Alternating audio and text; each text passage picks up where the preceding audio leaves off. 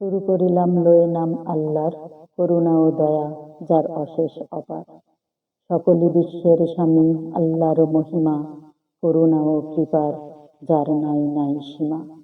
বিচার দিনের বিভু কেবল তোমারই, আরাধনা করি আর শক্তি ভিক্ষা করি। সহজ সরল পথে মোদের চালাও, যাদের বিলাও দয়া সে পথ দেখাও। অভিশপ্ত আর পথভ্রষ্ট যারা প্রভু, তাহাদের পথে যেন চালায়ও না কভু। সূরা ফাতিহা মক্কা শরীফে অবতীর্ণ হইয়াছে। ইহাতে 7টি আয়াত, 25টি শব্দ, 123টি অক্ষর এবং 1টি রুকু আছে। সূরা ফাতিহা অর্থ উদ্ঘাটিকা। শানে নুজুল।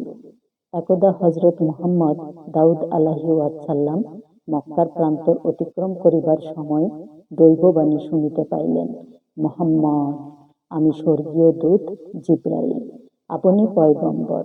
আমি সাক্ষ্য দিচ্ছি আল্লাহ ভিন্ন আর কোনো উপাস্য নাই। হযরত মুহাম্মদ দাউদ আলাইহিওয়াসাল্লাম আল্লাহর রসূল। আপনি বলুন আলহামদুলিল্লাহ। সকল প্রশংসাই বিশ্বপতি আল্লাহর। আল্লাহ সত্য বলেছেন।